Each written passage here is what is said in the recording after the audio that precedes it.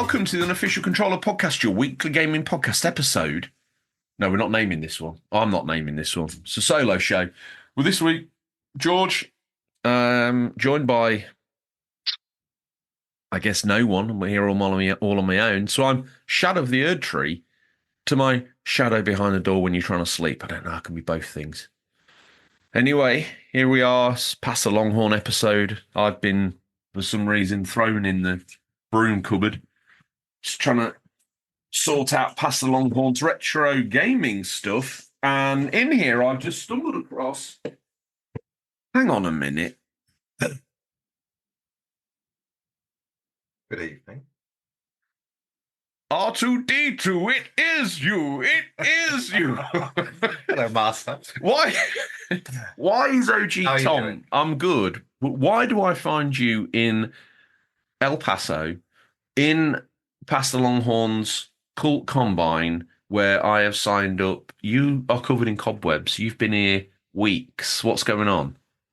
It's the trending thing to do, isn't it, to join a cult? It's the next step after rehab. You go to rehab, you repent your sins, you face your demons, and then you sell a book or two about it, and then you go and join a cult, and then you can do it all over again. So here Have you done the book, or is the book post-cult? The book's post-cult. I couldn't quite get enough words to make two books, so... What was the first book about? Well, it's going to be one whole book, because there wasn't enough info there. What's the first half of the book is what? Stories from Farmerton. Of course it is. Trip to Rikers Island. What, no podcast lore in there, or what about story of the podcast? Yeah, of how that came about. One of the backs you trod on as you rose to greatness. Yes, crushed under my feet. Like Marcus Phoenix treading on a locust skull. You kept it on topic game-wise as well. I love it. Let's not... To those that are wondering who you are, because believe it or not, there's people in the UCP universe that don't know who OG Beg your Tom is. pardon. Which bit did I say wrong? All of that. There's people out there who know everything about you, therefore we have nothing to explain to anybody. But to those people that have maybe just landed here, planet Earth, day one, who are you, what's your shtick, and why are you here? I'm here to help you out, as always, old friend. What? You're going to help me organise Past the Longhorns gaming tat? If there's money to be made, I'm on board. There's no money, but the more jobs you do for Pastor, the closer you get to him. The closer you get to Pastor, the more likely you're going to be in the Great Ascension come Christmas. Great Ascension. I like the sound of that. We meet Talactior. How do I become his number one? Or is that you and I have to be number two? Well, me and Seb, we are sleeping in bunk beds, and you, although it is Past the Longhorns Understairs cupboard, you do have your own sleeping area, private sleeping area. So I'm Pastor's 1.5. I think you and him are tight. Okay. I think if he pushed back, you'd be in there. Indeed. So, that's all I'm saying on it. Okay. So you've got a guaranteed seat on the Ascension freight train. The Christmas space elevator, yeah. Whoa. I'm looking for time. That's what he's we told always us. Do something big for Christmas. So that's Pastor's making it happen. It's the Great Awakening. It's going to top it all. If something weird happens like the Great Awakening at this Christmas, I'm going to help myself that it's all my fault. Okay. But it's Pastor's fault. Pastor's obviously a real person. Yeah. He sings us out every episode. I don't know if you've heard the story of El Paso. Oh, you did send me a link to let me know what I thought. You probably to his webcam where you watched him record it live. Yeah. We all sat around on some beanbags. Pastor Joss stick between us. Jade, I think it was. And okay. Does it have like white man dreadlocks? I don't want to tie down Pastor Longhorn to any kind of ethnic background. I think he transcends all of that. I don't. That's very old school. As like a. I think the best way to describe him, and it's the kindest way, is have you seen Smokey and the Bandit? Yes. You know, there's that guy that's got like a white 10-gallon hat on and a bit of a sort of handlebar moustache, and then his son is like the Hezbollah version of him, but dead small. Do you know them? I do. The tall version, the Mark 1 guy, that's who Pastor Longhorn looks like. Okay, nice description. Thanks. To anyone who hasn't seen the film, probably just best watch the film. So no bleach white dreadlocks. No, I don't I like. think that's That's not the sort of cult we're into. Okay. Can you imagine? I mean, follically, it's not happening for me now. I was thinking more Jack Black in I Know What You Did Last Summer sequel. Is that where he teaches kids rock music? No. What's that? Like he lives on an island and he's like, Right. I know, like the caretaker. Ooh. Very early role for Jack Black. This has got connotations. Where's this island? It's a very, very long time since I've seen the film. If anyone, Harvey Retro probably know.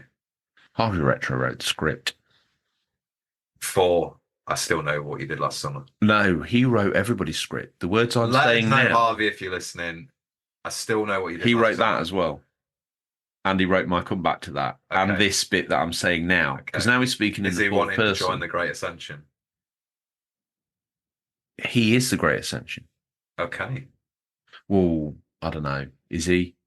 He's a very nice man, but I don't know if he's going to be on board the UFO. Anyway, let's not muck around with any more of this. He's not often to see you, so I hope you're doing well. I'm doing all right, mate. Yeah, doing all right. And the fans out there, they want to know, are you okay? Yeah, feeling okay. Just okay. All right. Well, seeing as it's you, let's ask one of the OG names. Let's get Odders in here, right? Okay. Odders grip the wheel. Yeah, he's driving these days. He's joined the cult. He's driving a small Chevy pickup delivery vehicle that we use to move. This is probably why you and Pastor are close, because he's writing a book, a religious text for his cult. He uses that to move it around. So he's gripping his wheel as I ask you what you're hoping to play. No, hang on a minute. Has it been that long? It has been that long. What have you been? All this is staying in. This is perfect season 1 OG shizzle. People want every now and then a throwback to the clumsy, badly scripted, mediocre magic that once was. I also, before I ask you what you've been playing, I noticed down here in the corner, you've got a voodoo doll of RGT, but it's full of pins. Why have you done this? I mean, I don't believe that's mine. I think it's mine. What have you been playing? I appreciate all of the co-hosts that we've had. I do as well. But don't forget the humour and the lore of the show. No. Hopefully that's not wasted on them either. No. So tell me, what have you been playing? Concord, the beta. Is this Microsoft Flight Simulator? No. No, Concord is the title of a new PlayStation hero shooter live service game. You're the perfect person to actually speak about this. Is it better than Overwatch or no? Right now, no, because you've built up a lot of time getting to know the characters, getting to know the gameplay of Overwatch. And I think it's that strange feeling that I had first time I played Overwatch. It's like you're almost overwhelmed with these amount of characters because they're pretty generous with the amount of characters they're given, which I think is a nice starting point. Obviously, they're going to add more characters over time, but it's finding one that suits your play style. And I think that is a good thing about hero shooters. You don't have to be like Twitch reflexes, like on COD. You can find a character that kind of. Let me slow this down because I'm absorbing some information here. I'm going to get past the special sort of was it? This is a new device I've just found in the cupboard. Was it? Okay. Boom, boom, boom, boom, boom. In a real show, they have sound effects for this. I make them up as I go. This says, is it better than Helldivers, yes or no? Helldivers 2. No, not right now. Okay. Let's try it one more time. Very different game. Is it better than Overwatch, yes or no? No.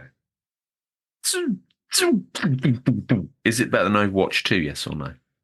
No. It's pretty much the same game. Could it be better than those games?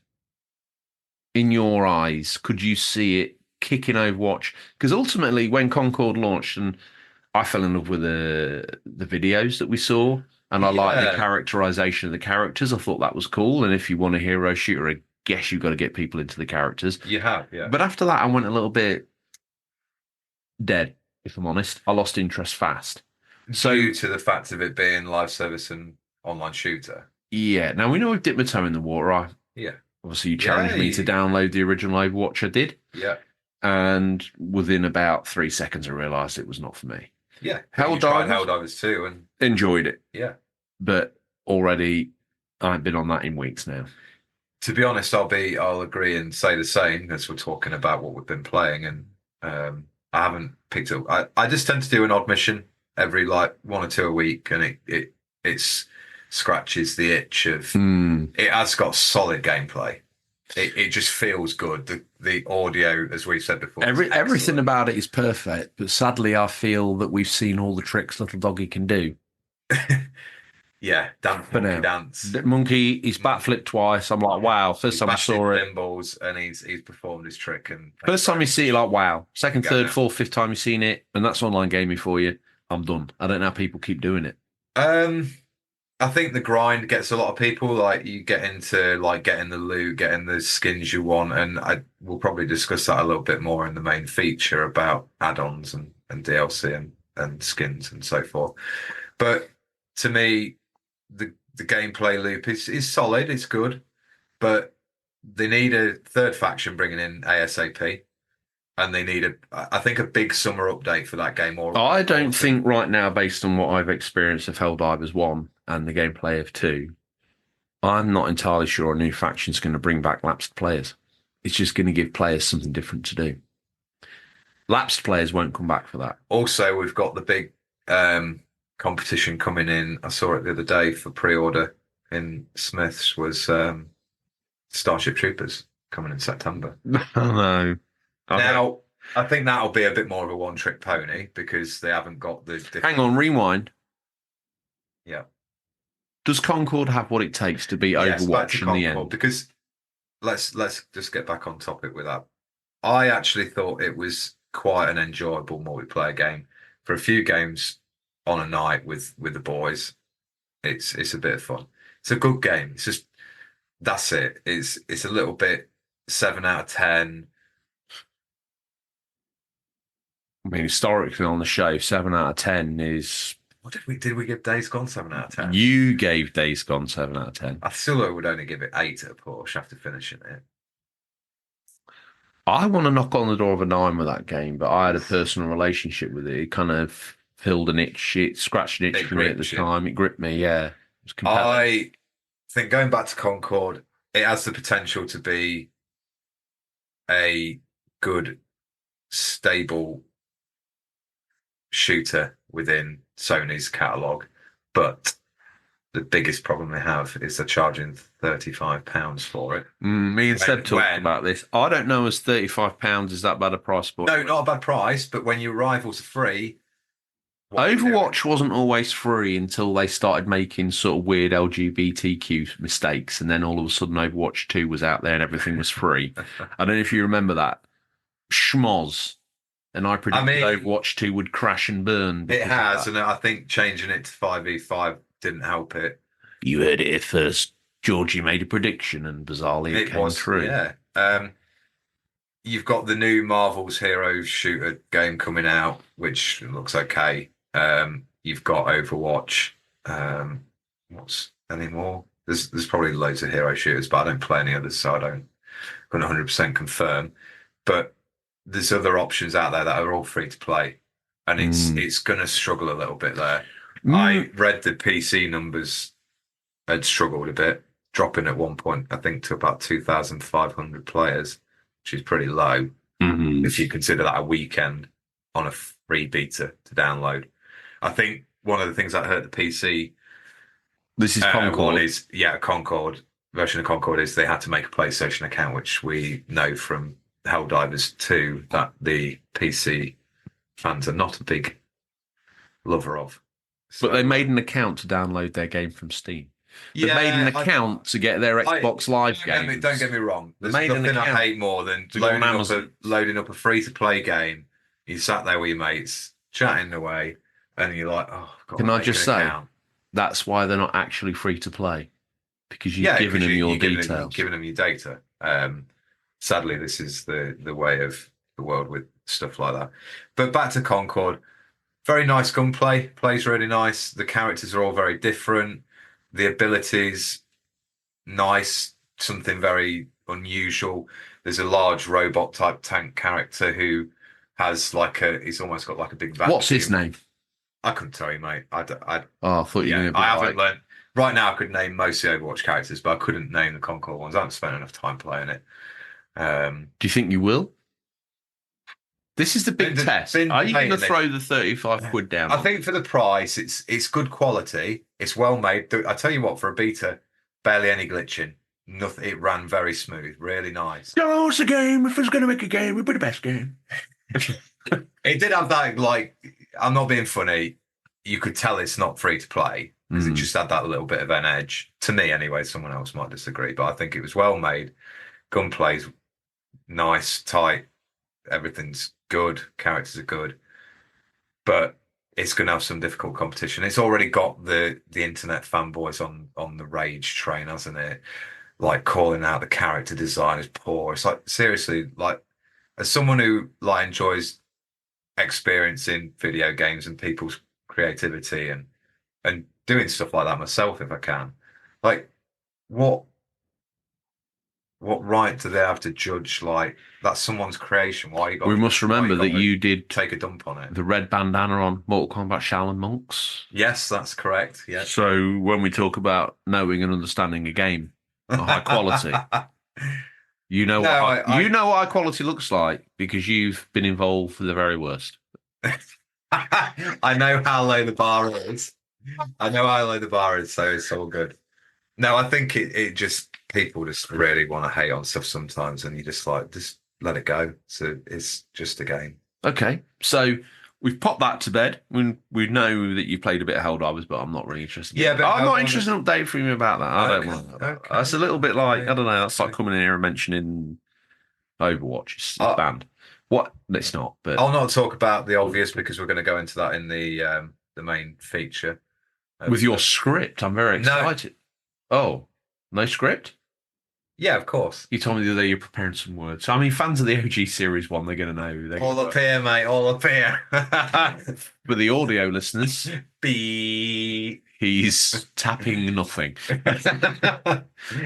Okay, so what else have you been playing? Or is that it? Street Fighter 6 Ranked. Been enjoying that some more. I still haven't downloaded M. Bison.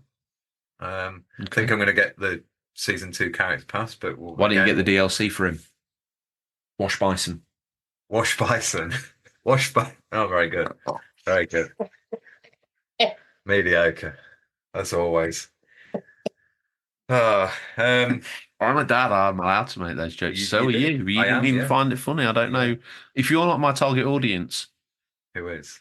I think we need to do some checks because, probably find out that the median age of the show is like 18 and they want us to be edgy and sweary and talk about conquests. Facts. We're saying that every minute. Facts. Yeah, skibbity-bibbity-bobbity or whatever they say. I don't think they say that. They do skibbidity. Do they? Okay. Yeah. Well, you should know because your children are in the age bracket. They're my employees. Well, best whatever you and Epstein got up to, that's your jam. These are my, technically I suppose they were his employees. Is there anything else on the menu? What else is in the rotation? Obviously there's some Elden Ring, Shadow of the Erden, Shadow of the Prawn Volleyball. We're probably not going to discuss. I don't know what your script says because it's in your head. I'm looking forward to the 10-minute monologue, the intro. Just like Harry Potter, man, pull it out, put it on the table, and you'll be able to see it. I don't know. That looks like chewed up grass and cuckoo spit. It looks a little bit like cat sick to me. Well, it's been a That's the long week. script. It's been a long week.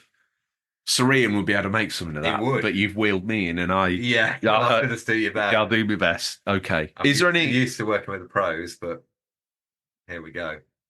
Yeah, I'm a different kind of pro. Yeah. Pass along, mate. PS4 pro. No. Tell me, more of a gigolo. Tell me, Elden Ring, Shadow of the Erdtree, any good, or is this the reason why we're here? It has been fantastic, and I will get to that, but I think I should ask you what you've been playing. No one's interested in that.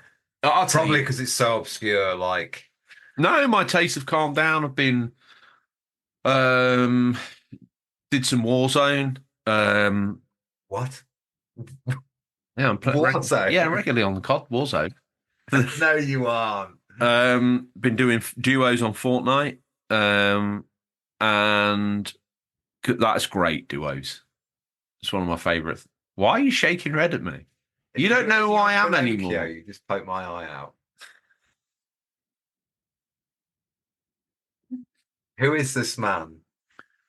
Yeah, let me Big finish. online gamer now. Big time, big time. Yeah, and I've been playing World of Warships Oh, okay. and the tank one and the Air War Thunder. No, I've not played All any. three, land, air, and sea. Boom! I've not played any of that. Yeah, host a tactical war show. I'm trying to think what I have been playing actually this week because this episode is recorded. Let's say it's out of sequence.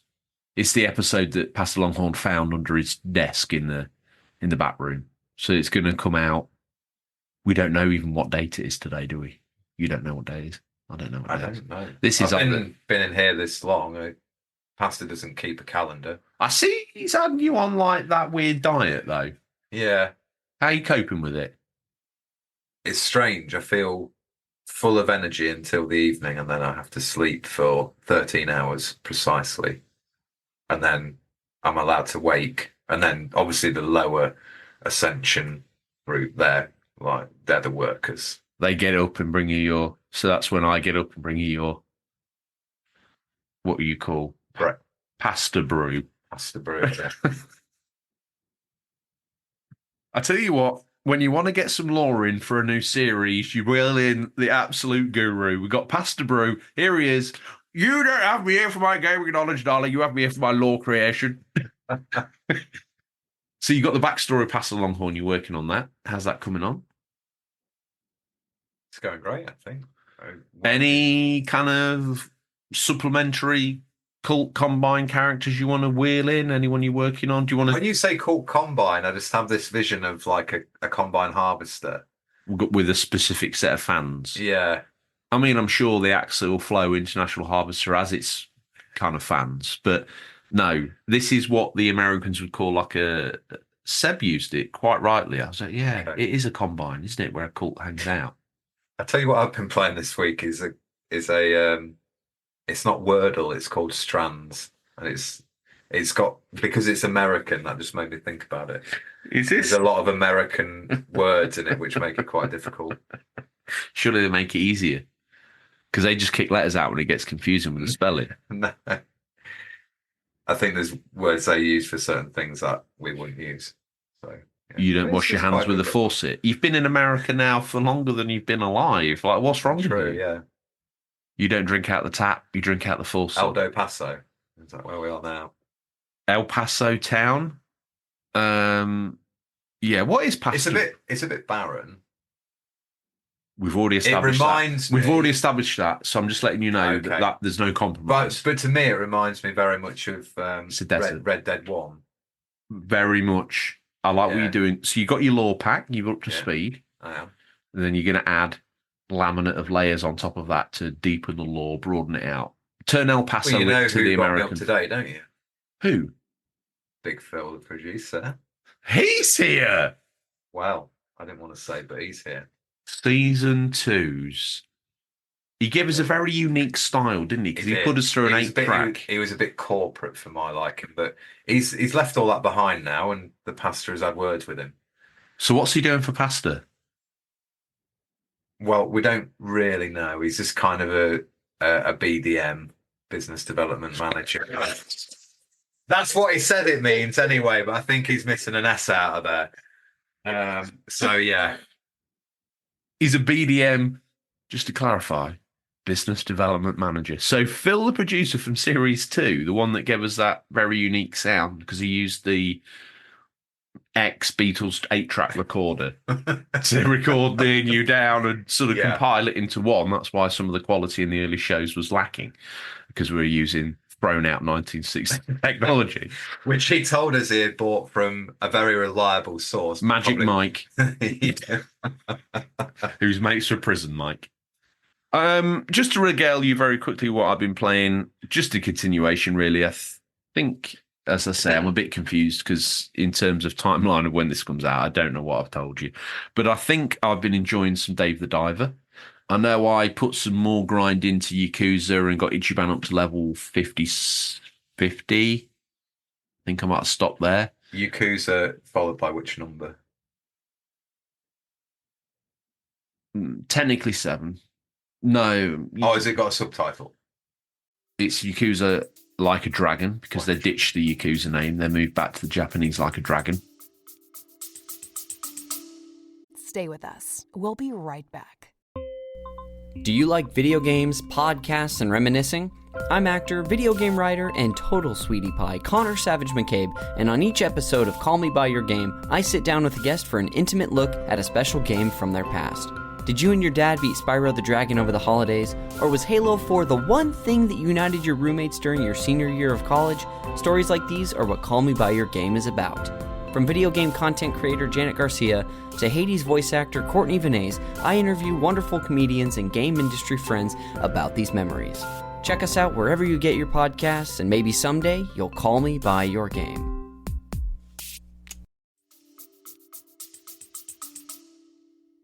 Oh.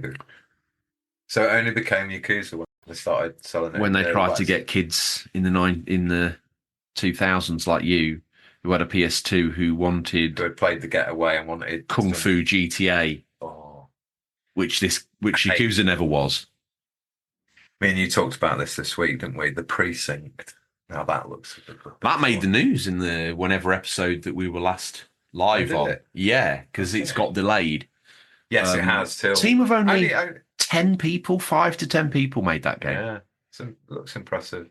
I think it might be a bit basic when you get into the bare bones of it, but my only sort of words of caution about that game are it looked great until you go into the police precinct and it all feels very much like a mobile game. And I'm not the mobile game that is good. I'm talking the animations between sort of dual king and episode or level. I don't know whether because of the stark contrast from being outside in the city and then going to having the black abyss where it's like cut half of the department building so you can kind of see it from an isometric view, and it just it did kind of kill the I just didn't want to see those sorts of very different stylized drawing. You know, you see it in mobile games quite a lot. You have the game that's quite pixelated, and then it cuts the characters and they look like they've been drawn on Paint 5000 from the year 2050.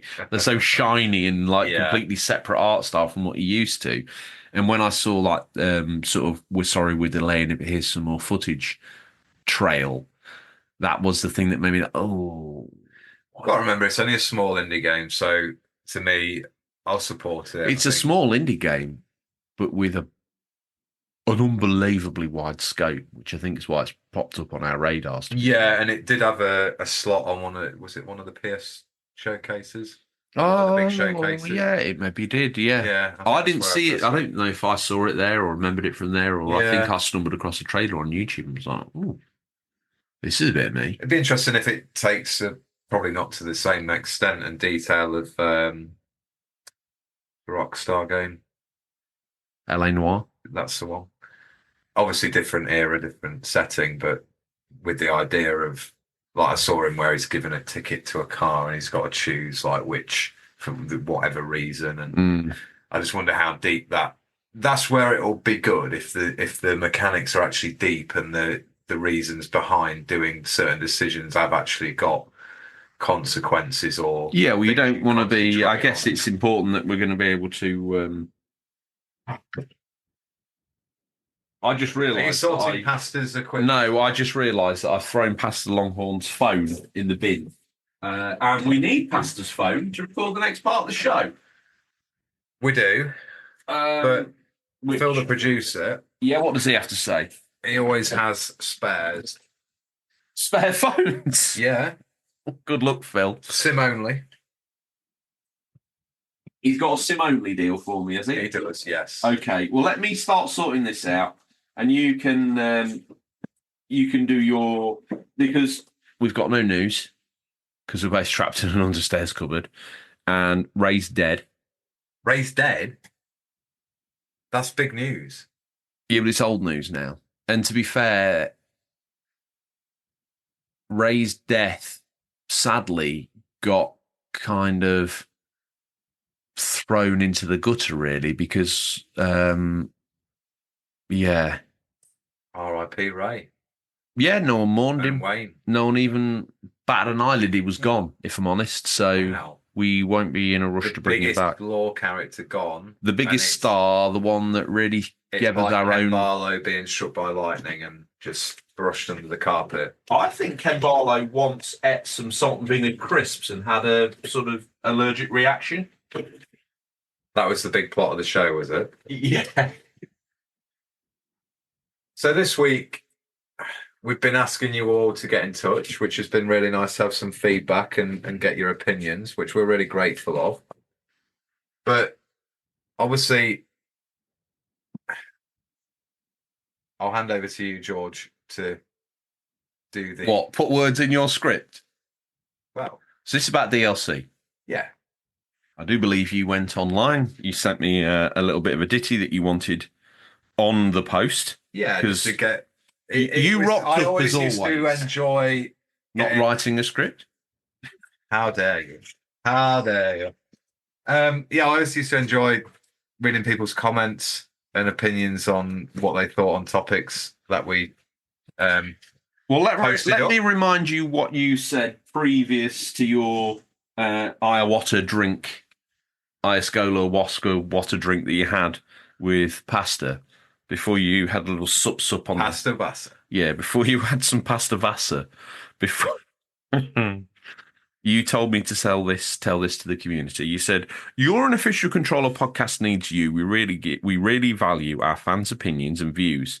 So give us your thoughts for this week's episode." George, and you told me, and Tim, but I changed that because I didn't want him on this Timmy episode. Steelmonger. Yeah, I didn't want Timmy Steelmonger here. So I put OG Tom, look at DLC and add-on content. Have they helped the gaming industry as a whole? Do you find value in the ones that you've played? Got a favourite? Sound off below in the comments. Now, you wrote that, which was particularly well written by your good self, and I thought it was very interesting because you've been mithering me for some time now. You keep saying, George, when am I going to tread the boards again? When am I going to get out? Because I want to have a serious gaming conversation with our listeners about DLC. I tell you what I'll do. I'll write a script, darling. Will you get me doing all this lore? I'll write a script, darling. Don't you worry. You're not channeling me. And then Full I potential. put that post up so we could discuss DLC. And I thought you were going to wheel in here with a monologue really detailing the history of DLC from horse armor or really tracing its roots back further, maybe during the DOS era where people would mail away for games and they would come back and then extra levels would be added, or they'd get to a version 2.0 and they'd send out the 3.5-inch floppy. Technically, you could argue that was the birth of DLC. I was expecting you to wheel in with that and then thought, no, he's not going to be that predictable. What he's going to do is he's going to write a script around this concept. DLC, is it value for money? Should it have been on a disc originally, or should it be something that adds value to the game at a later? No, I thought, no, he's beyond that. He's bigger than that. I'll tell you what he's going to do.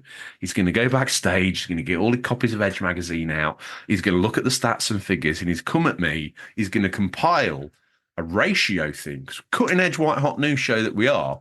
He's going to come wheeling in here with certain percentage performances of different DLCs across the era that DLC's been around, because obviously you'd come in with a stat that horse armor much derided, but actually has made millions for Bethesda because of mugs like Tom and I who wanted to protect old Prior Mabel's horse that we'd stolen right by accident, then made our own horsey, but then wanted to protect our investment. But when we realised we'd spent £5 and it didn't change anything other than your own horse's graphic, we felt pretty ripped off. And you were going to come in here and show me the different spheres and influences of DLC across. And I thought, no, he's not going to be that predictable. I'll tell you what Tom's going to do. He's going to come in here, by the seat of his pants, for our thousands and thousands of listeners across the world. And he's going to think, yeah, I'll tell you what. I'll say something about DLC. I'll come in. I'll waffle some stuff. I'll let George backfill. Then I'll talk about Shadow of the Erd Tree. Then we'll read some comments. Then we'll go to the Ray, but George killed Ray. Had for time, make up pass along or jump at the beginning, and then roll out of the other end patting myself on the back, telling myself, 9, feet up. home for 9. Got him. Tell anyone who bothers listening to me, I'm a podcaster.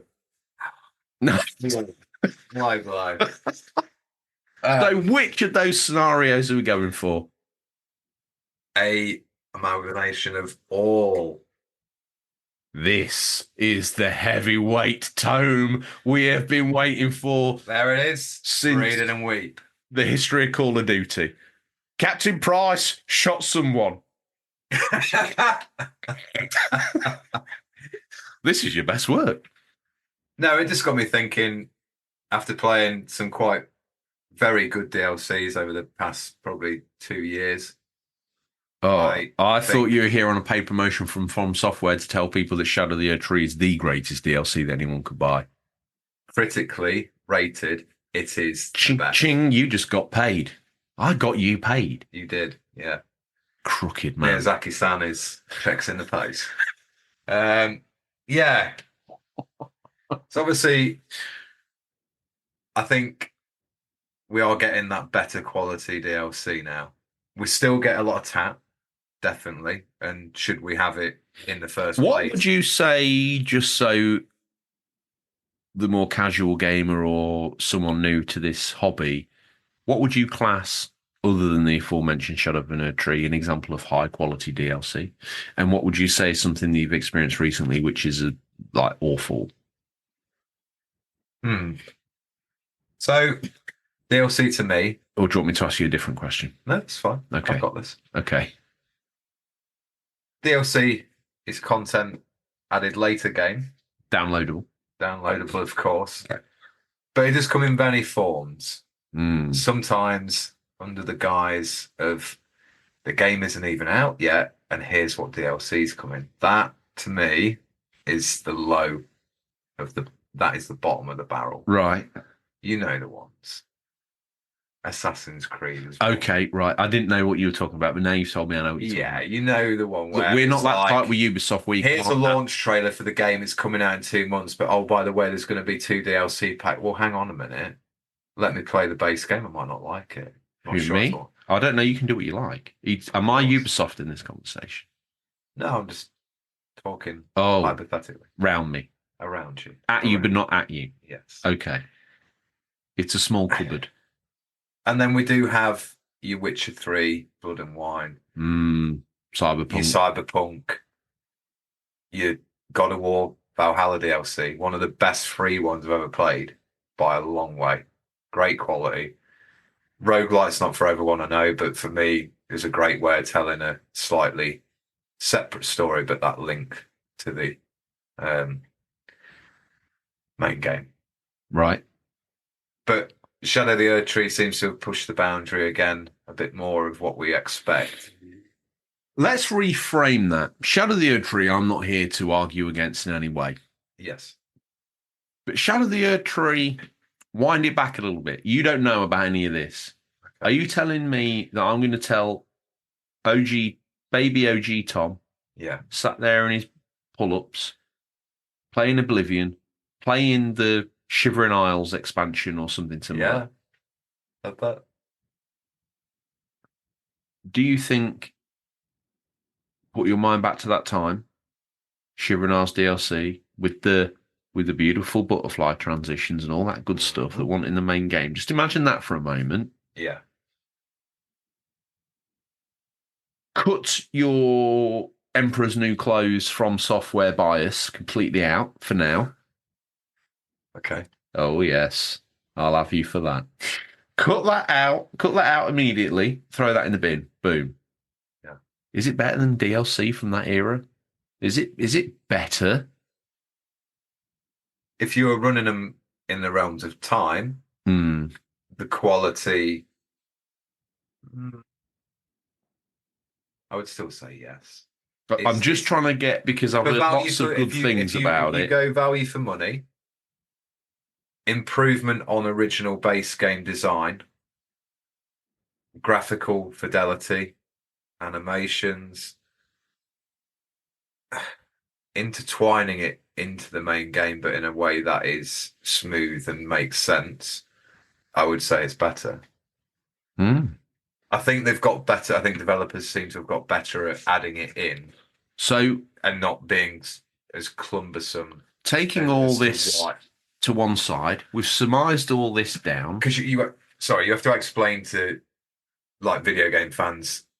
The developers have to explain in a way of why this story or this DLC, whatever it is, was not in the base game, but it also intertwines with that world that they've created. Yeah, but DLC is also a new hamster ball for your character on Overwatch. What do you think about that DLC?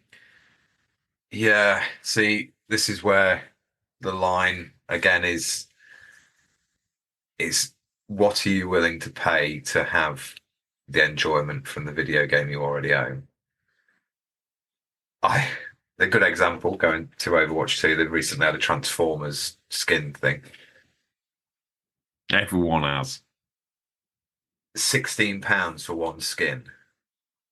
There'd have been a time where you'd have thought that was a good deal. There probably would have been, yeah. But you weigh that up in comparison to Shadow of the Erdtree, £35. Okay. Same price as Helldivers. If you bought all the skins, the Transformer skins on Overwatch 2, it would probably cost you more than the Shadow of the Erdtree DLC. That to me is ridiculous. I'm curious if there are any industry people or who people have been in the industry, how long roughly would it take to make a skin like that? Obviously, you've got to pay it's a bit like the Lego scenario where I think that's the issue. It's the license they have to pay for.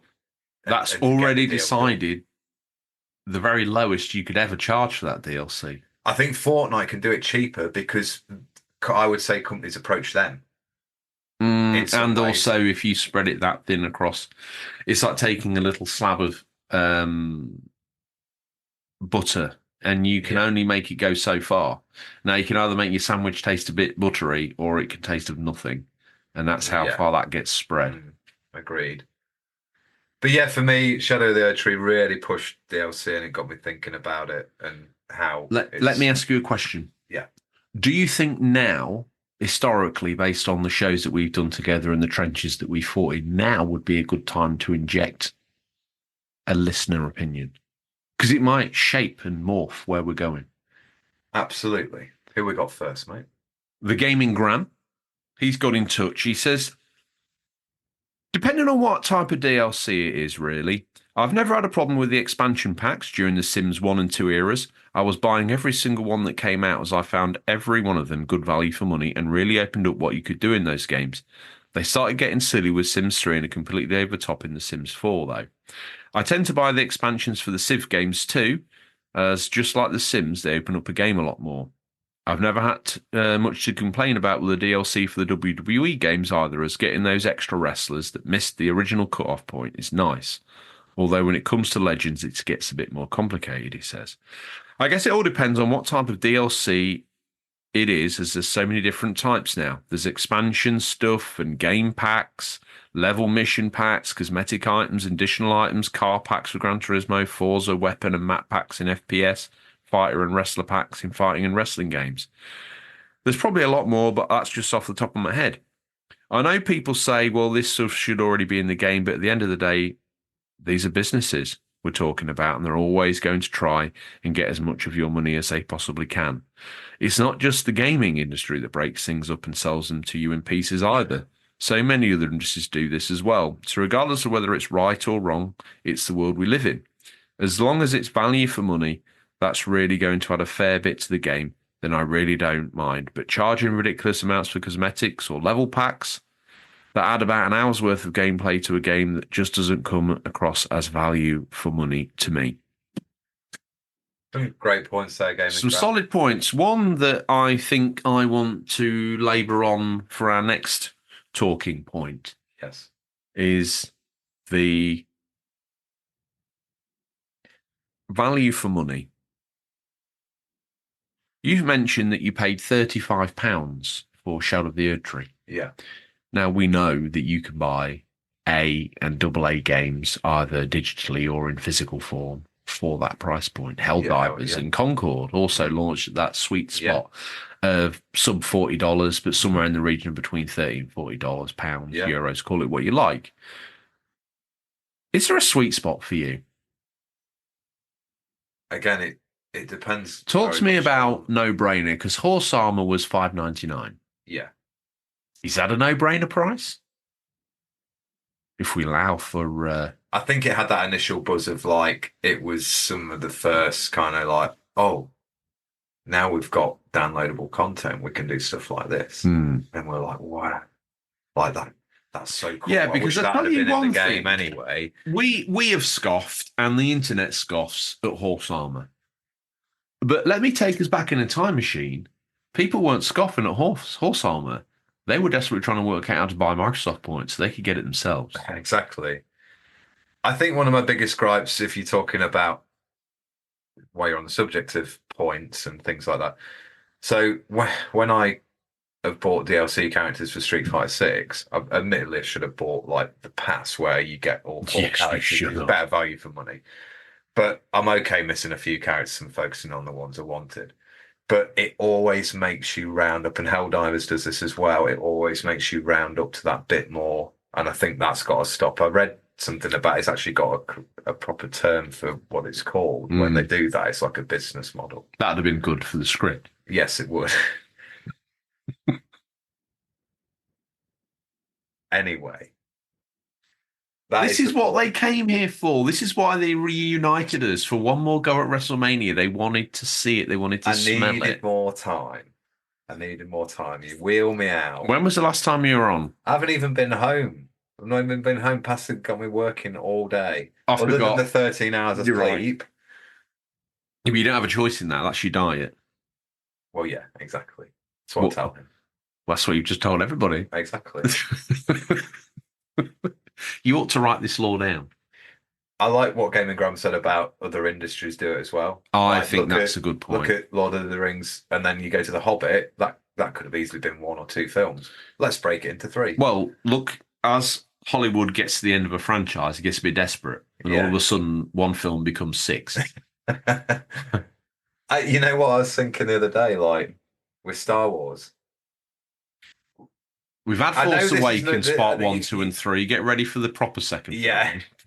You know, without leaning in with rose-tinted glasses and nostalgia too much, there was just sheer excitement with like episodes 1, 2, and 3 because they were far apart. Like they were 2 to 3 years apart. We hadn't had anything since, well, obviously your era where you watched the original trilogy. Then they got re-released in the 90s just before the new ones, or episodes 1 to 3. Because of that, space anticipation is often better than realization, and it's just way better to experience that than. I don't know if you know this yet, but whatever you just said is probably the most profound thing. And if anyone's listening, I think we need that on a t-shirt, because anticipation is better than realization is your new full back. Phil's got all the business chat, mate. Don't you worry. He's got me covered. I love it. Okay. It's the best thing you've ever said. Okay. Thank you. I suppose I had to form some form of script in my head very quickly after the low blow. Anyway. Woo! Yeah, I just thought in my head, I'm like, I'm sick of Star Wars. And that's a really sad thing. Like, I enjoy The Mandalorian and stuff, but I know we're going a bit off topic, but it's DLC in a different way. Well, we're not. Are you going to get the skin pack? Well, yeah, the pre-order for Outlaws. It has a knock-on effect across industries, because then you can go like, if you look at Lego do it, Lego Horizon video game coming out, guarantee is going to be more sets based off that. Admittedly, they look cool. And I still don't know what to make of that game, because I like Horizon, but I don't understand who Lego Horizon's aimed at.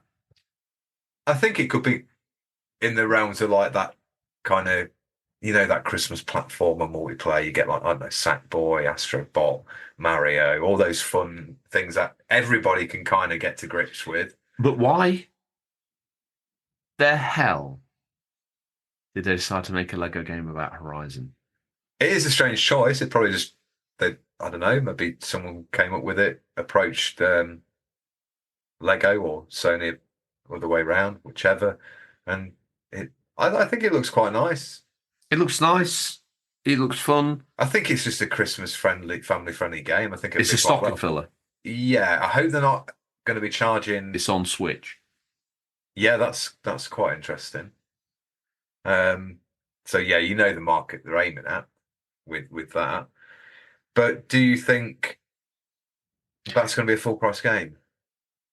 Well, first of all, I don't know any kid on Switch who's going to go, "Oh wow, this game I know nothing about, but I like Lego. I need it."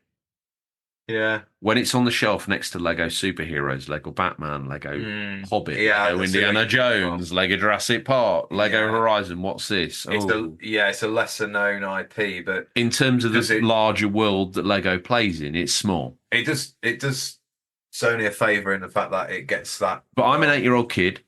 I'm bored of Fortnite. I got some money for Christmas. Instead of saving it, I want to blow it on some crap. We've come Smiths. Lego Horizons. It's £8. I don't know how. It's exactly what I've got in my back pocket. Okay. Boom, I'm taking it home. What within this is going to make me aspire to play the bigger boys version? Or are they looking at doing that, or are they trying to broaden the universe out? I just don't understand what they're doing with that. We're off topic. Nintendo tried to do that, though, with mobile games, didn't they? They tried to get people playing on the mobile. I do believe that's called a hallmark of success. Do you think it's brought people in, though? No, I'm joking. Yeah, I personally... Listen, I think it's time for me to wheel someone in here. Burning Shores, that another fine DLC that you played? Fine is a strong word. Now, this is one of my issues. If that DLC had been available to me, because I beat that game in about 4 days. You went ham on that game. I did. And we're talking the main game here. Yeah, Forbidden West. If I'd had access to Burning Shores a week after I'd finished it, I'd have been all over it. But because I came back to that 6 months to a year later, everything was high level statted in that DLC, like it was in the Frozen Wilds. And my Horizon skills had gone soft. So instead of being able to enjoy it as an extension of the game, I struggled through it, berating it under my breath every move. Should I have got good and played the main game before getting the DLC? Or should I have picked at my meal 10 minutes a night, and therefore when the DLC dropped, it would have been perfect? I just don't consume my media like that. Yeah. When I get the bit between my teeth and feel like I'm saving a digital realm, I don't do it part-time. It's a full-time commitment to me. That's something from Software did well with the DLC, because originally I was like, why do I need to have beaten these bosses? It kind of makes sense when you get further into the game story element-wise, but also for a skill level, because when you get in that DLC for the first time and you're Johnny Big Balls and you're walking along and you're just like, I'm going to destroy anything here because my character's so high level. I've beat the base game, I'm in New Game Plus, and then bang, you just choose your best weapon, your best summon, and you've just been absolutely rocked by a level 1 baddie just waltzing around. Sounds like my trip to the local butchers. Let me. You're humbling this one thing. Here's a man that has humbled you every single time you have ever tried to read any of his comments. Okay. It's C. Pliskin. He's back. The Irish beef holds no prisoners in terms of this comment. Well, let me count this. 1, 2, 3, 4, 5, 6. Count me in with 6 wells. Well, you could use your fingers. Use your fingers, and then it doesn't ruin the audio show. Understood. Okay. Hang on. Boop. You did the circle. I had to pop my finger in it. Boop. There we go. Well.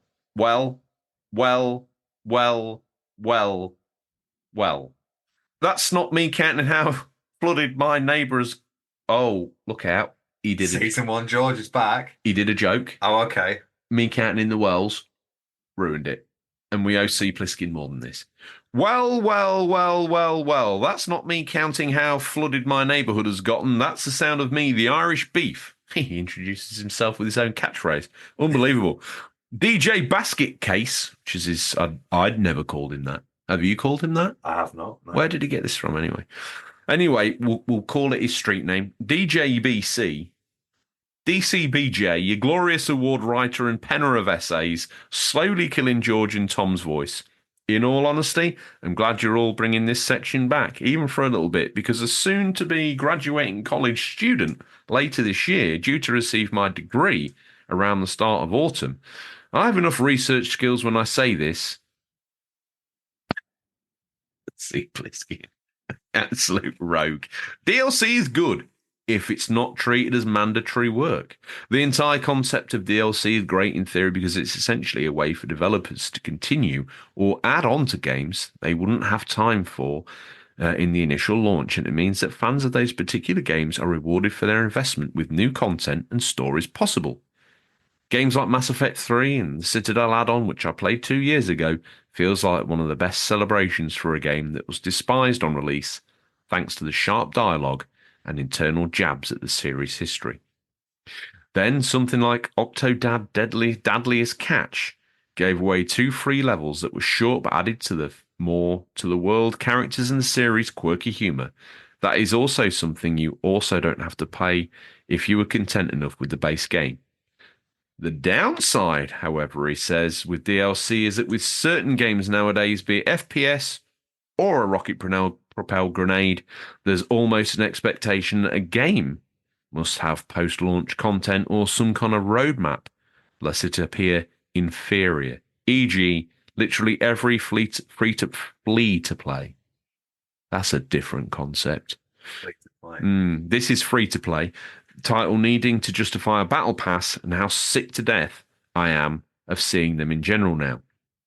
Or cases like Cyberpunk, where they were so focused on the future that making a good game on launch wasn't a priority, which it should have been. Meanwhile, 2 RPGs I've loved this year, Like a Dragon Infinite Wealth, which had DLC, and the Unicorn Overlord, which right now does not. Both stand strong because they are great games in their own right, with UO's tactical combat and LAD, Like a Dragon, all these pseudonyms. Well-realised narrative. In short, DLC is great to have for those who want it, but I still believe making the game work out the gate is a must.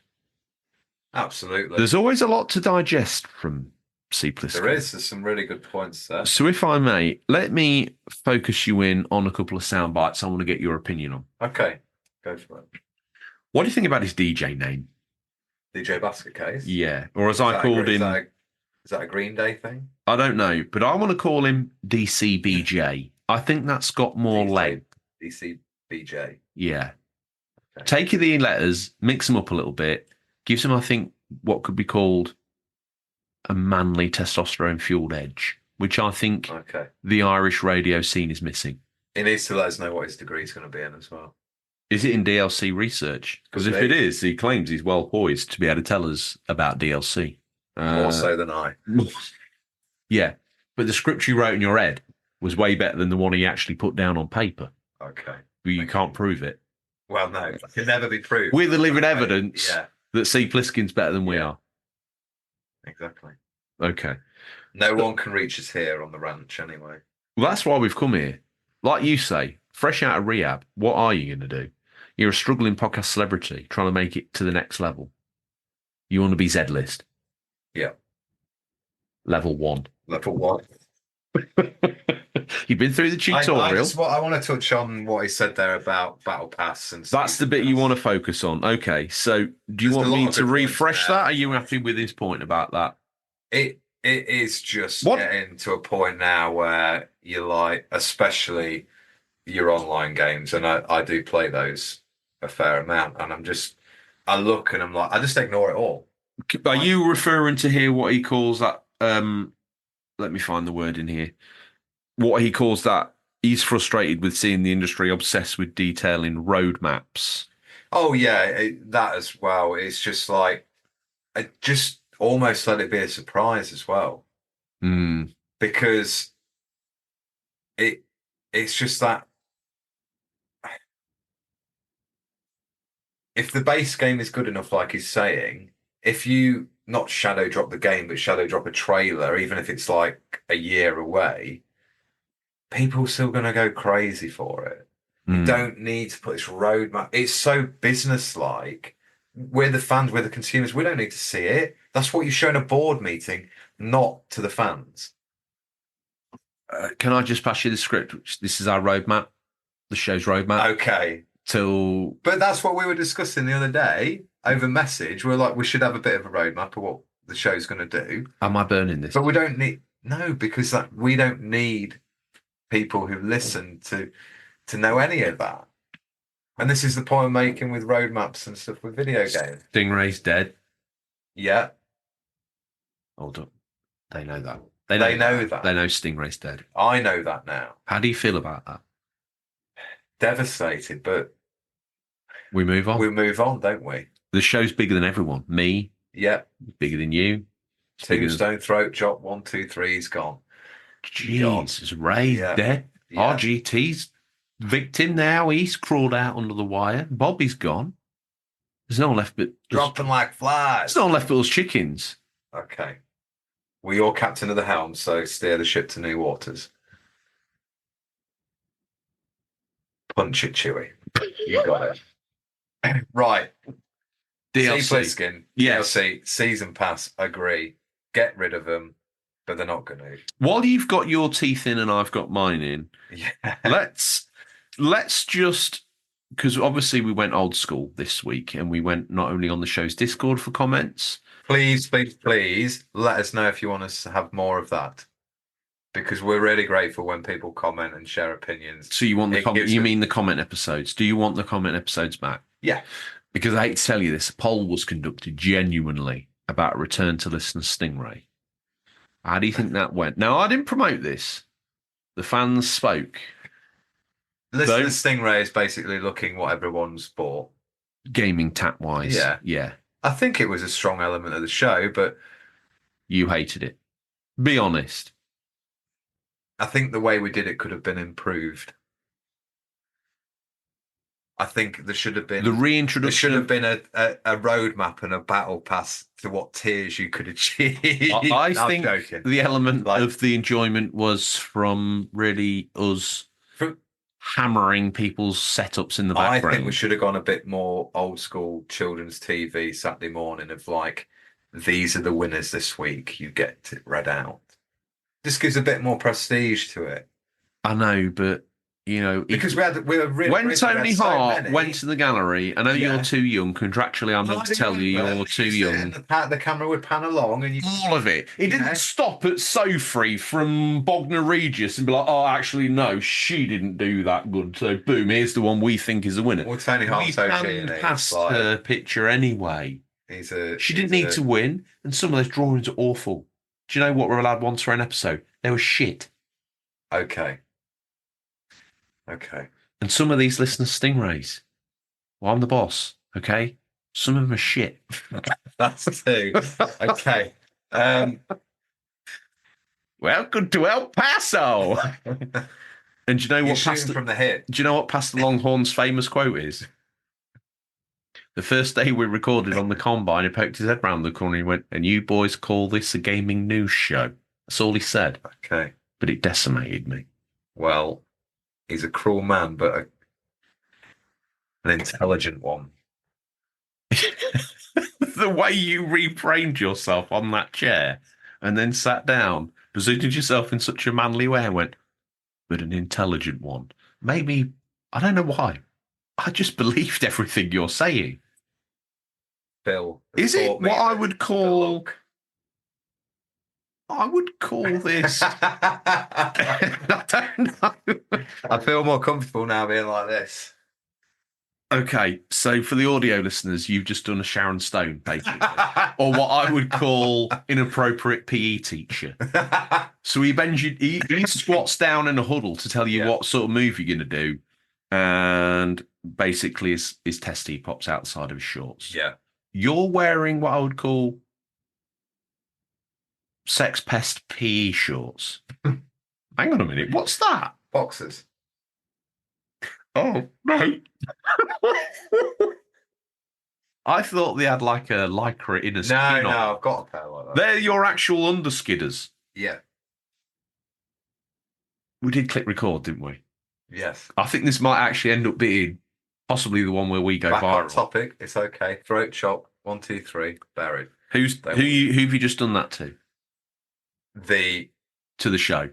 The camber and the diversion. I don't think we have. I'm so excited for this because this is a love letter to the original fans. Talking of original fans, Hannah's Ghastly Gifts on Instagram. A female. She's not on the apps. This is Digital Monkery's wife. Okay, yeah, So I just feel very guilty. Rein yourself in. Apologies. Okay, she's a beautiful woman. She's probably in your wheelhouse, but she's not for you. Okay, I understand. We don't cross that boundary. no, we don't. We don't do that. Yeah. No, we don't. Not on this show.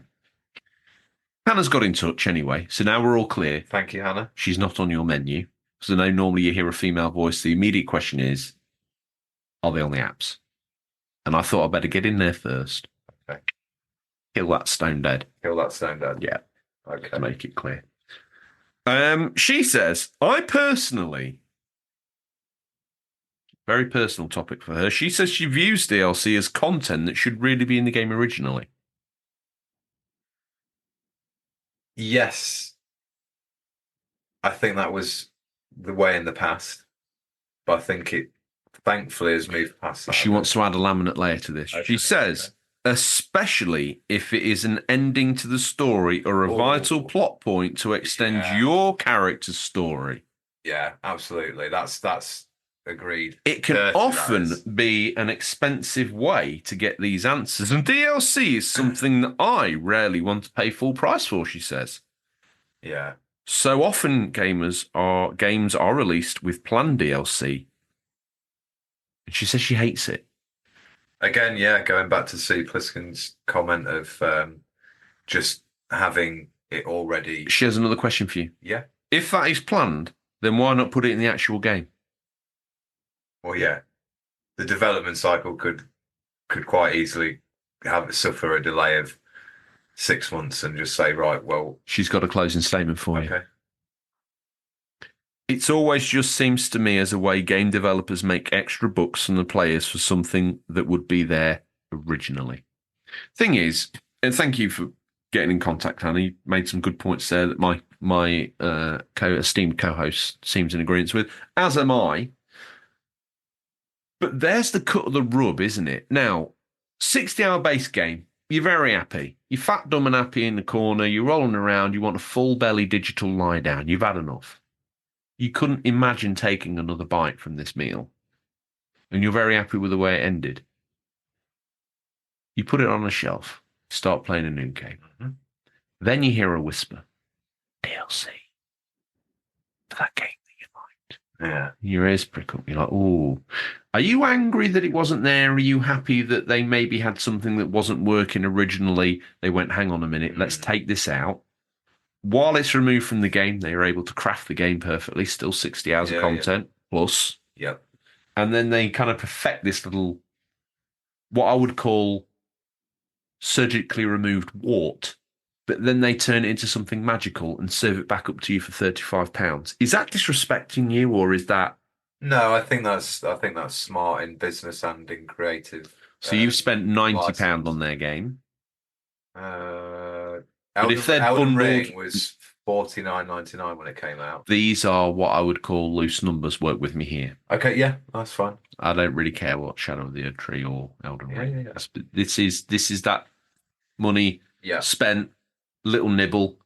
Is it acceptable? I think if the spacing between is significant, then yes, it's fine. Because that would then give you a reason to re-inject into the whole game again. I was just thinking about something I was going to add on, and then it actually made me reverse my thoughts on that and think of it in a different way after hearing that comment.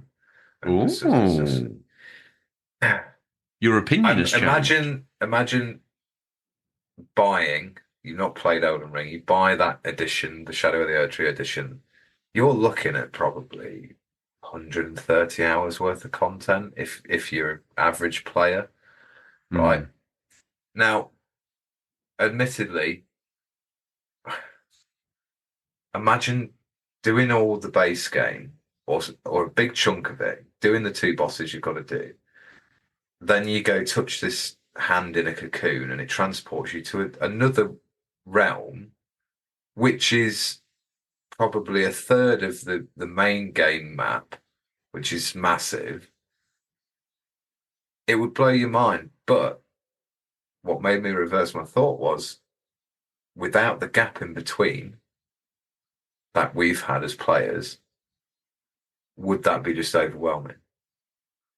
So you come in it late, you get the Game of the Year edition, Yeah. as many of these DLCs and getting bundled into Game of the Year editions where it's everything all in one price. And as much as I love it, I don't know whether it'd just be a bit too much for me.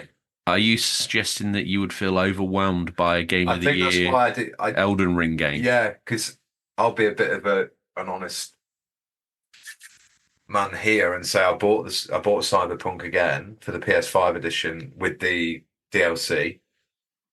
And then I never got around to playing it because I just felt like I was like, I've kind of seen all this intro before. I just want to get to the DLC.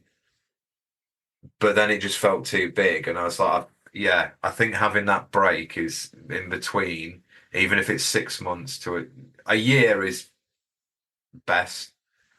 2 years nearly pushed. But we say a year, and then we talked about my skill fade at the beginning of the year, which made me very hard for me to not download, but physically embed myself back into the world. It was too long. Yeah, I think. And the skill level was too high to go raw. I think maybe they expected me to have played like another New Game Plus of that game.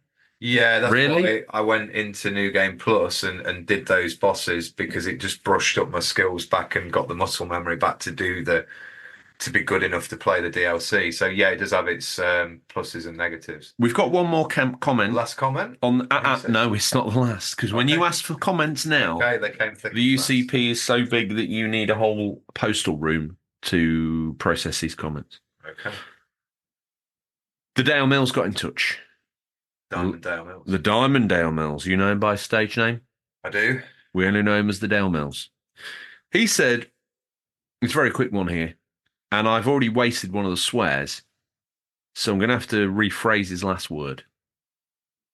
He says, when done right, it's okay, but nowadays it just seems like half the game's missing, and you have to buy the DLC to have a complete game, which is absolute rollocks. And they're the things that you put oars in on a boat. Oh, are they? How do you not know that? We have rowing in the very DNA of our family. And you didn't know that you put your oars in rollocks? No. My good God. Pastor, what are you doing with his dick? I would have been the guy with the megaphone at the back shouting. It's not my You would have. Director. Yes. Where are we? Okay, so what did you make of Diamond Dale Mills, as you call him? Yeah, again, good points about it should just be in the base game. But then the base game launches 6 months later and it's already irrelevant. Yeah. Again, there's good DLC and there's bad DLC. And I think one of the best comments, I can't remember who said it, that we've read tonight is, it's what you value. It's what you do with it that counts. Yeah, exactly. Okay. If you enjoy and it adds to your fun. I didn't realise that the show's outro is also the sort of feel good about yourself mantra that a man with a very small piece of downstairs tackle would tell himself in the mirror before he went out for a Friday night. Well, you came up with the script, so. Talking of proof of my loins, Ginge, my red-headed stepson, is not proof of my loins, but he's the kind of proof of the loins I'm looking for. Okay. He got in touch on the Discord off of the back of your comment that you asked for people to comment about. The comment for the comments. You said, I want to know what you guys reckon to DLC. You got access to the Discord yourself, but you told me to do it. So I willingly obliged as your humble serf. My red-headed stepson, Ginge, he comes in and he says, Father, I don't often buy DLC unless I absolutely love the game.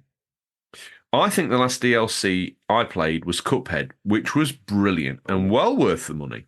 Ginger's a proper gamer here, by the way. He's finished that because. And I tell you one thing: if you saw the biceps on this kid, he presents himself as a small, diminutive northern man, but in reality, he's an absolute giant. Okay. And his buys, Like Little John scenario. honestly, you're not a small chap yourself, and I don't mean that you're rotund. You know, you've lifted a couple of weights Yeah. at least twice. He would snap you in half and floss with you. Okay. Proper boy. Fair play. Proud of him. Like I say, it's not from my loins, but you kind of wish he was. So he's beat Cuphead. Have you beat Cuphead?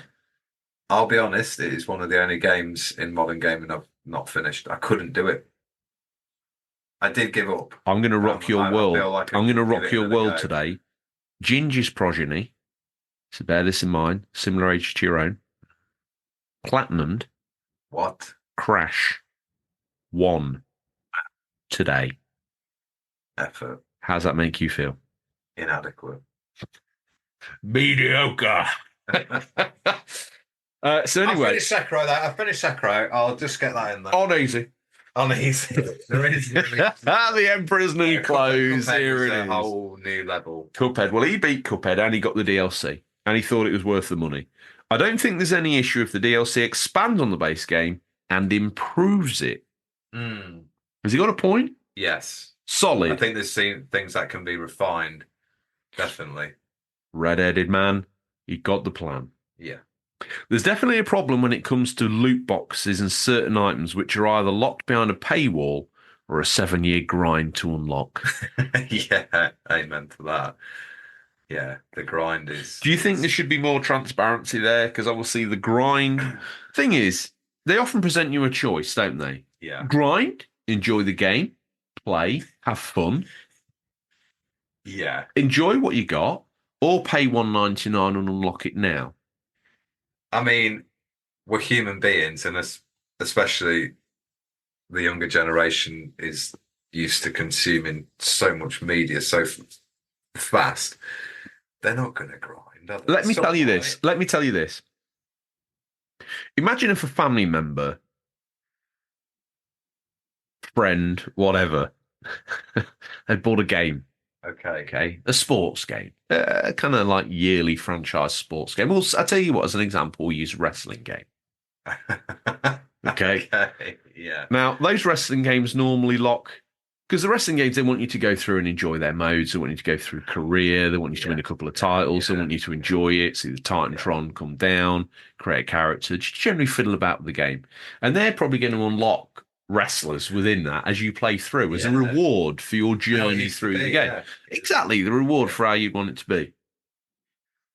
Imagine having just got this game and wanting to unlock that content naturally through the journey of the game. Imagine if, A younger family member. some snot-nosed, treacherous dog of a man comes round, throws what I can only call, this is only hypothetical here, Okay. throws what I would only call an aisle 9 Asda meltdown. You know, you end up in the cat food area, and for some reason a toddler can't see toys or chocolate anymore, and he's face down and pulled up his own vomit, smashing its fists and hands up and down on the floor, saying, I won, I won, I won.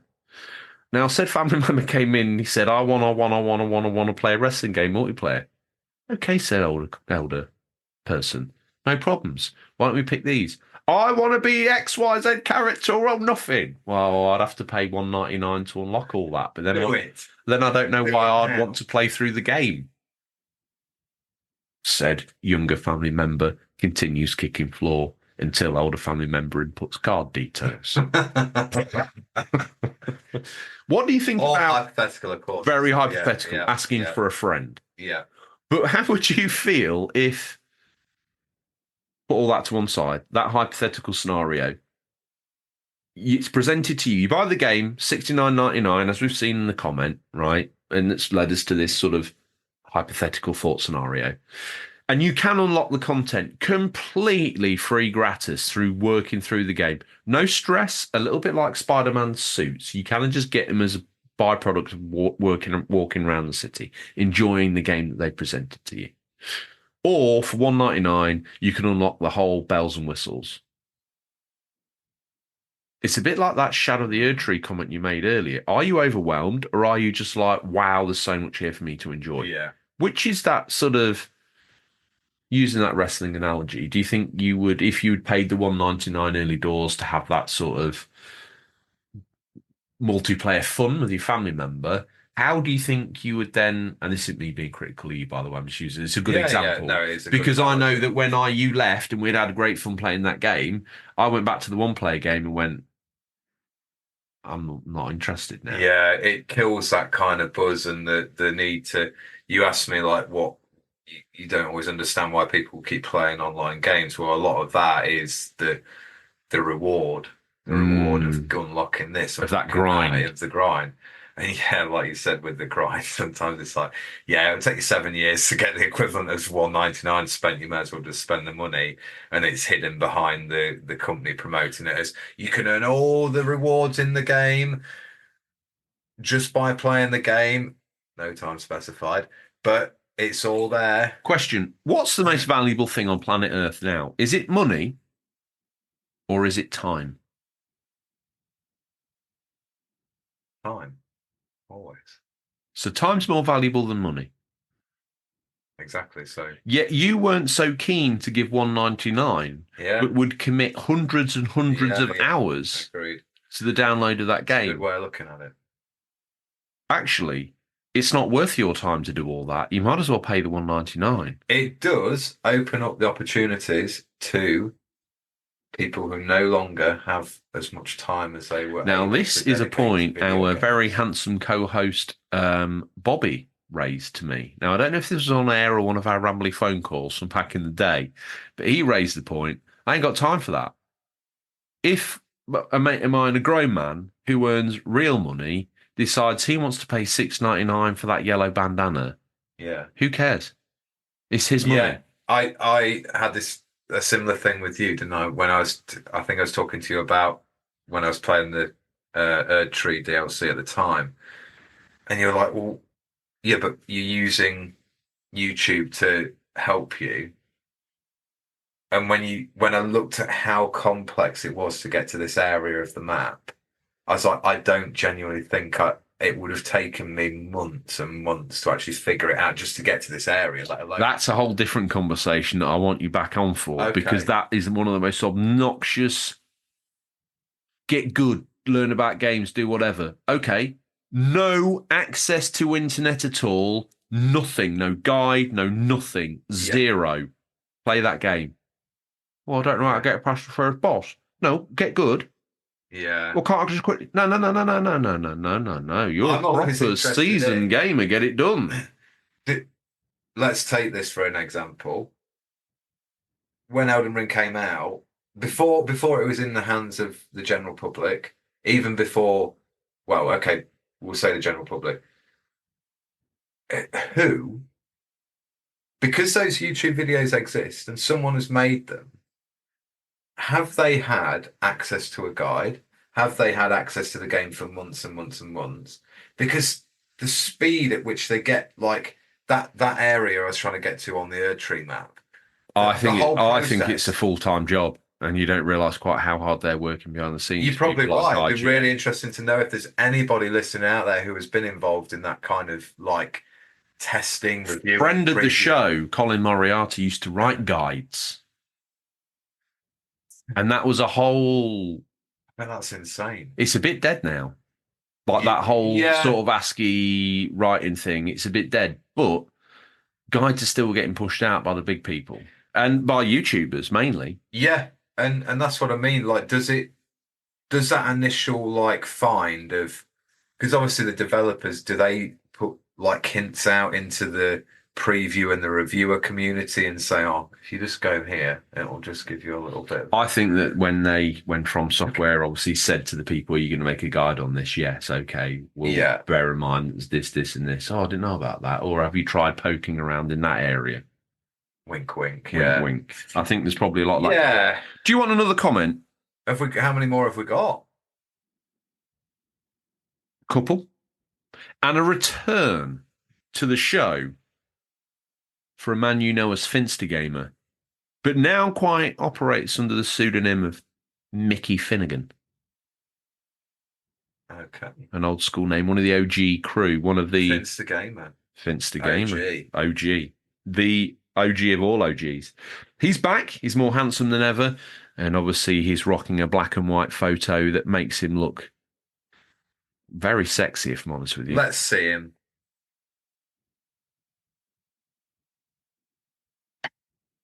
You're holding it. I've taken, so you can use... How good do you think my eyes are? Well, so you can... That's better. Handsome man. There you go. I think he looks a little bit like Guy Martin. He's like the guy that does the stuff that Guy Martin's not good looking enough to do. Yeah, like a handsome guy. Like a stunt face. Yeah. No. Like a good face. A safe face. Safe face. Anyway, Finster says, oh, mate, I just wish you could have a working phone because then I won't be trying to do this off screenshots off past Longhorn's phone. I feel really bad now. I feel like that family member or friend or just some randomer who's like, oh, you know who you look like? And you're like, oh, yeah.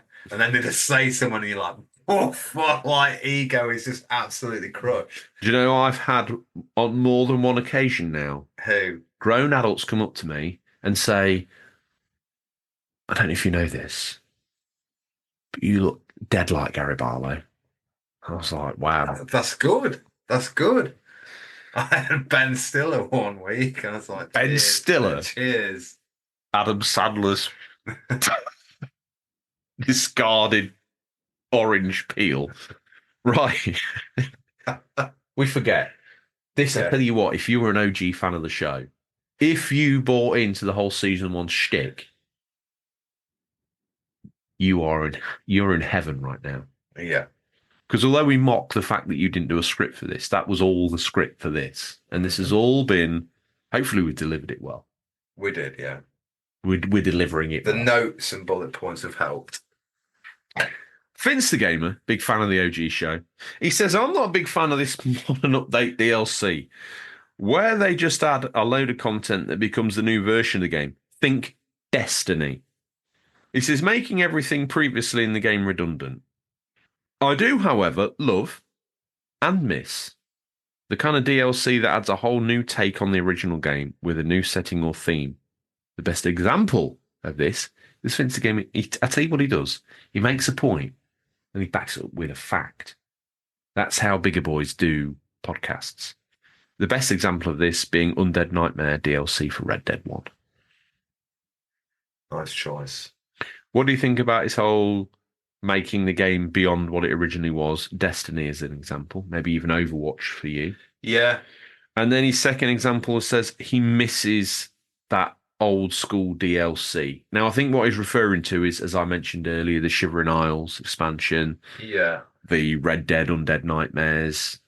Nightmare. DLC had a weight to it back in the day where you were like, oh, hyped to see what the DLC might be. Yeah. And also Undead Nightmare DLC, I think you could buy physical also. I think, well, don't forget, what we're dealing with here was an era where maybe not everyone was connected to the internet. Yeah. So they were forced to put stuff out physical. Game of the Year editions, DLC edition. Yeah, Undead Nightmare was good because it took the gameplay, the setting, but turned it on its head in a way that didn't feel like it was cheapening the main story you had just played. Because there wasn't any like, oh, by the way, this was going on. And we've had games like that. I'm trying to think of a good example. Yeah, GTA 4. Yeah, from a different perspective. Mm-hmm. A cool idea, but I don't know. There's just something. I enjoyed The Lost and Damned. I thought that was really good. But you got into that, though. You got your rag, got your colour. Yeah. Made like what I would call, you were younger then, but you kind of rolled your duvet up into a sausage. And then I would sometimes pop in and you'd be kind of, I don't know, would you say riding it? Grinding it? I think that one's best left for another time. Yeah. Okay, but you had your colour on, you had your rag on, and you'd be ripping down the streets of Liberty City. Yeah. That hit you, didn't it, that DLC? What was so special about it? Was it the riding in the pack, or? Yeah, I think it was a very early tester of imagine what you'll be able to do with your mates if all this was online. Mm. And it was almost an expansion of that, of like, oh, What would you have well, done if Red Dead had this bizarre logo? you know what Lost and Damned is also? What? A very early precursor to the gang element in Red Dead 2.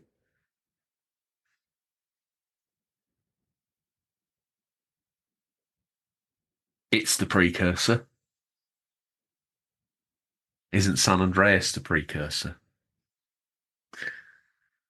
There's more character element in the Lost and Damned, I think. There's like individual characters and they feel a bit more like a lot of the gang element. That gang element of that in DLC San was the bit that drove me up the wall the most.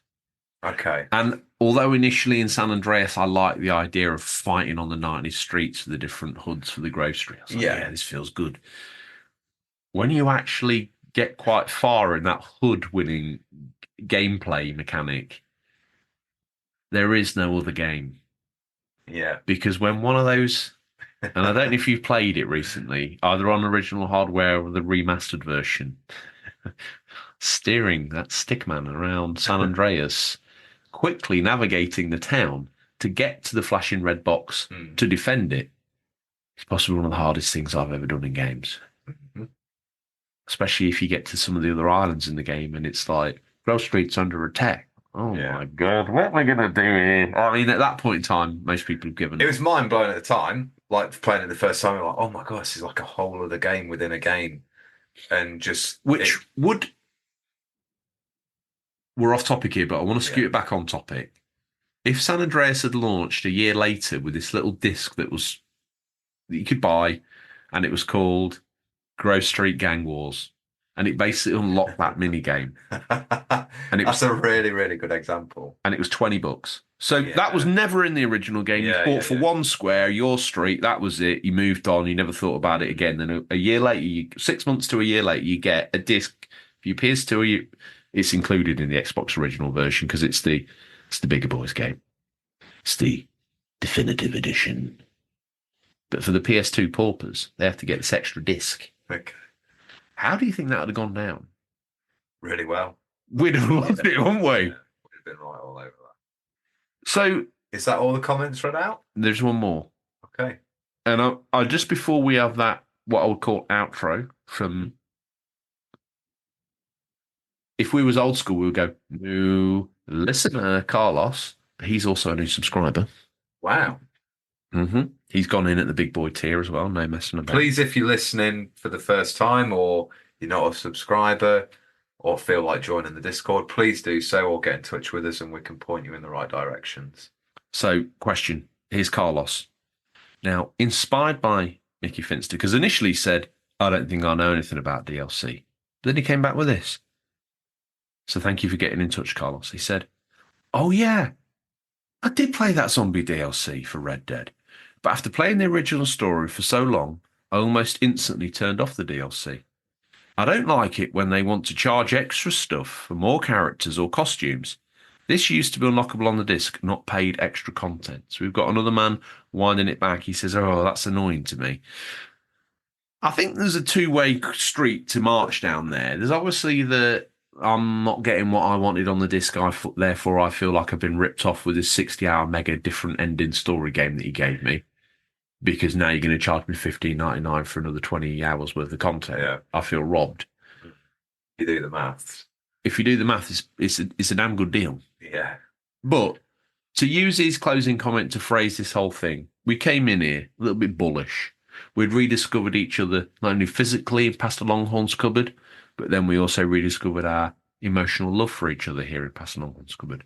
We also, through the restacking of his old electronics, rediscovered our love for Babylonian book stacking. Absolutely. Right? It's the only way to stack. It's the only way to stack any form of anything. So I've got his BBC Micro on top of his Amstrad C, whatever it is. I don't even care. Message in and tell me that I don't know anything about old Amstrad consoles and computers. Who does? RGT. Is DLC the bad guy? No. I think it's the bad guy if it's wielded wrong by the wrong company. So if DLC was the Force, there's good Jedis and there's the Sith. Horse armor is Darth Plagueis the Wise. Shadow of the Erd Tree is Rey Skywalker. Okay. How do you feel about I suppose I'll have to take it in modern context. Like, that? I'd rather Shadow of the Erd Tree be Luke, and I think we're being a bit harsh on the horse armor. I think for me, the dark side of DLC or downloadable content or add-on content is with the cheap skins, cheap tats, stuff that's 100% Who ready is to go. Darth Plagueis the Wise of DLC? Any battle pass. Any battle pass. What's the most OG battle pass that you can ever remember getting? And what game would it have been for? Oh, I don't know what I first kind of saw him in. Like COD or something? COD, yeah, probably. Well, no, Fortnite must have been doing it before then. Interesting. Yeah. Get in touch Get and in touch enlighten if us you know. on all that. That's going to be our Sherlock help us find the answer question for the week. Please find out which was the very first game which had a battle pass. You were very Partridge in a Pear Tree Productions then. I loved it. I have to Everything. fit those in for my mate because I've not spoken to him for a long, long time. And He's the one listener. he's the one listener. And he got in touch with me and he's like, I've just heard you on a podcast. And I love the Partridge references. Wait, hang on. Did he find you because you told him to, or was he just listening to random gaming podcasts and went, hang on a minute, that's that guy? I think he'd seen some promotion from what we'd posted when I used to have social media back in season 1. Before we both got ourselves educated. Okay. Well, on that note, I know you probably want to go lie down because My 13 hours is getting close. your so 13-hour enforced sleep fast is quickly upon us. And much like someone who's either had something put in their drink, which isn't condonable, or someone suffering from narcolepsy, you could just black out at any moment right now. I could, yes. Yeah. The upper level thetans of the cult, they get carried to their bed when they collapse by the lower levels. I will be there by a few shows' time. Do you live on the same wing as Cruz? Scientology Cruise. Dave Cruz. Dave Cruz. Hmm. I've heard the name thrown around. But We're like the little version of Scientology here. okay. So they've got the big guy, Big Yeah. TC. We've got TCP, Tomcat's Piss, aka Dave Cruz. Okay. Okay. Are you in his area? Are you VIP? I don't know. I haven't. I've heard of him, but I've not actually seen his face. Okay, nice. Well, every week we like to thank our paid subscribers. You don't have to. The show is free. It always will be. Don't ever forget that. There's going to be ad content. There's not much we can do about that. DLC. No, hang on. Oh, no, don't. Trust you to come here and ruin it. Okay? They're getting more. They're getting something quality. RGT will be back soon to read out the tiers. In the meantime, it's for me to thank Trestles of New York, Badabingster, Tingle Tuner, Digital Monkery, Roast Space Monk, The Gaming Gram, Bulb. Sorry, sir. It's still not changed, and I screwed up. Bull Border, Boba, Marathon Gaming, Seal Master Elliot. Keep those seals sharp, Seal Master. My red-headed stepson, Ginge. Emma Sharp, who we've confirmed in your absence is not on the apps. She's happily married, but actually very humbled by the approach. There's no approach. No, we don't do that. The inquiry of the app users. The inquiry of if she's on the apps. I mean, any female on the app is good. A rarity A for you. rarity, yeah. I'm like a rhino hunter from the Victorian era, George. You don't realise how hard it is to tag one God, I of was those. strong. God, I was strong then, George. I'd have had 8 phones running, apps on all of them. Simultaneously. I'd have been down to Butcher's and got me 6 trotters and attached them to a stick so I could swipe right on everything all of the time, every time. Paid some small child to run a series of come-ons and comebacks, witty or otherwise, to everything that I smash in my net. He's not on the apps, Emma. Harvey Retro, thank you, sir. Nowhere near Berlin. Boom. Greg Cummings. Hero. Mumsy, she subscribes. Of course. The RGT Fan Club. Pete Brocklehurst, Billy Marmite, Simon Pryke, Fat Zangief, because he demands his voice said in a sexy way, and Carlos, a.k.a. the one-man George Fan Club, because RGT's got multiple people in his, but I only need one. 5 years, 200 and some odd shows, I've got one fan. It's Carlos. I love you, brother. Thank you. And thank you to everyone that subscribed. You know the tiers that you're in if you're listening now and you want to find out a little bit more about the tiers very quickly. $3 are going to get you read out on every show, as you just heard. $5 is going to get you read out every show and art merch yearly. $8 is going to get you a readout on the show, art merch yearly, plus access to the Inglorious chat on the Discord. The Discord is free, but if you want to go in the little private members area, talk with the big boy names I just read out, that's where you got to go. And $10 tier, read out on every show, art merch yearly, plus access to the Inglorious chat and a quarterly Zoom chat with hosts. Be patient with us. We are trying to organise that. It is busy for us and we won't get behind like this again. Apologies to everybody. Thank you to everyone that listens. Thank you to our ad inserts that are with us at the moment. The Gaming Blender, for one. Very good guys. You should check out their show. Our co-host, Seb. You should check him out on the Pro Nerd Report, the single player experience. RGT is currently incommunicado after going underneath the fence at Pastor Longhorn's Combine. Bobby is taking a much-earned break. It's his rotation to be on the bench. You've been listening to OG Tom. If you want to know a little bit more about him, I suggest you go onto your podcast provider. You go all the way to the bottom of the screen. So imagine you, Tom. The lower rated episodes. Turn your phone. Actually, I'll have you know, there are, probably because they came out first, but there are most listened shows. God damn you. I won't let you come in here and do that. If I can't beat you with quality, I'll beat you with just perseverance. And I'm down with that. Okay. God loves a trier. He does. It's not the strong that survive. It's the ones that just keep pounding in. Quite literally. Literally. That brings us to here. There's no Ray. He's dead. I'm surprised you weren't here for that. Can't believe it. You've been in this cupboard the whole time because it was gory. Oh, it happened in here?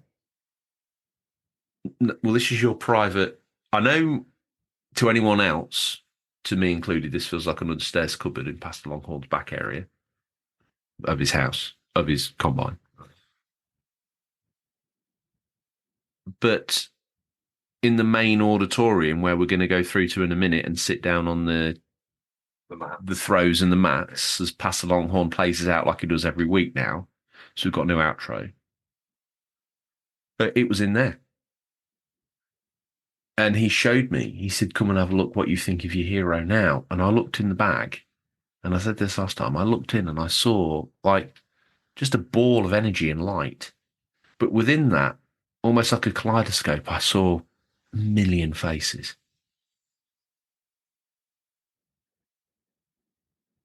You're sad about Ray. Do you know what? He was easy killed. Literally one sentence from me. They told me he knew Kung Fu. Yeah, he knows her. She works in the Chinese at Farmington, but I don't think he knows the martial arts. Oh, I was getting confused. Yeah. So he wasn't trained by Sensei Rios. I think...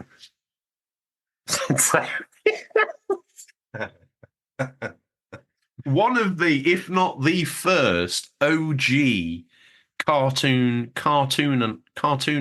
adaptation of a listener ever, Sensei Rios, with his uppercut dragon punch. It was some sick artwork. Get back in there. Get on the Instagram if you want to see the artwork. Get everywhere if you want to. Is there any more that you want to say on what I've thoroughly enjoyed this episode? It's been, I'm sure the listeners will say otherwise, but to me, this has probably been one of the most enjoyable episodes I've ever recorded. It's been an absolute joy to have you back on. It's not been that long since we last saw you, but long enough. Yeah, it's been good, mate. It's been good to catch up. We did that rather selfishly through the medium of a podcast. We did, yeah. But hopefully someone can pick at our nuggets and find enjoyment. Ray's soul still exists, though, surely. I don't want to get into this. A, legal, B, freaking spoilers, calm down. Okay. Ray's dead. Wayne is dead. Savage. They are no more. Okay. Pastor Longhorn brings new releases when there are any. And He's got some nerve, really. We reach around the front of him. I can't say anything, though. He's promised me enlightenment and ascension, so got to stay in his good graces. I don't like the way you VIPs are talking up here. You've got the best views, the best food, the best everything, and you criticise Pastor Longhorn. I see your early exit as a way of me getting your good stuff. Pastor does encourage us to grass up the less... When you've been playing the game this long, don't worry. I'm not going anywhere. I suddenly see what I thought was a relaxing time at Pastor Longhorn's as now a fight for survival in like some weird... 2 men enter, 1 man leave. Ray tried it. Why did you just read out your search history? Just delete that. Right, and we'll go to the outro. That's all we have time for this week, listeners. Always thank you for your time. Look forward to the pleasure of speaking to you again next week. Until then, happy gaming. Remember, there's nothing wrong with being given the unofficial controller. It's what you do with it that counts. Tom, sit down. Say goodbye to the listeners. Goodbye, listeners. Say hello to Sir Pastor Longhorn. Hello. Are you comfortable on the beanbag? I am. Take it away, Pastor.